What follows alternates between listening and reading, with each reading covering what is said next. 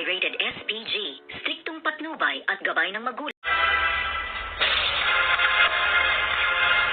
Good afternoon and welcome sa aking munting channel, at eto nga ay pinagdiinan nitong si Rigor ang kasalanan nga dito ni Tanggol na sa kanya nakuha ang isang bag na pera at ang cocaine, at dito rin naman ay ang pagtistigo nga ni Roda na siya raw ang nagtangka di kuno sa kanyang buhay at siya ang sumaksak dito nga kaya Roda. Itong si Tanggol nga ang kanyang itinuro kung kaya't ito nga ay nahatulan na makulong ng habang buhay, at dito nga sila makaka-encounter o makaka-experience ng sobrang pagdurusa at paghihirap ng kanyang buhay. At eto namang si Mokang ay tuluyan na ngang ikinasal dito kay Ramon na siya rin magiging sanhi ng kanyang pagdurusa o pagtapos ng kanyang buhay, dahil nga pag-iisipan at pagtatangkaan nitong si Olga at ni David ang buhay nga ni Mokang, dahil nga sa kanilang plano na makamkam ang yaman ng mga Montenegro, kaya't hindi papayag itong si Olga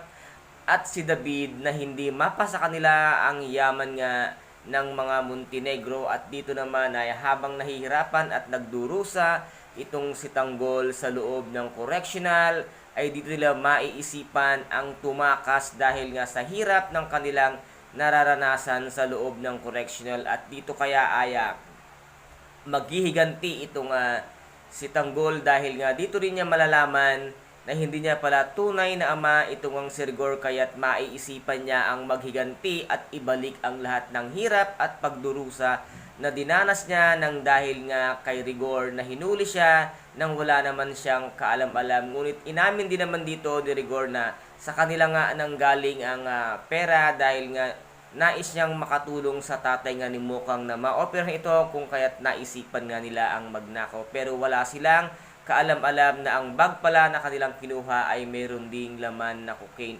And guys, ito po ang ating pakaaabangan dito nga sa FPJ, ang Batang Quiapo, ang bagong yugto at ang bagong buhay ni Tanggol sa loob ng correctional at ang kanyang mga bagong kaibigan. Ito po ang ating pakaaabangan. And guys, kung nagustuhan po ninyo ang aking video for today, pakisubscribe na lamang po ng aking channel, pakilike and share din po para maging update kayo sa lahat ng gagawin kong video. Maraming salamat, ingat, God bless, and bye-bye!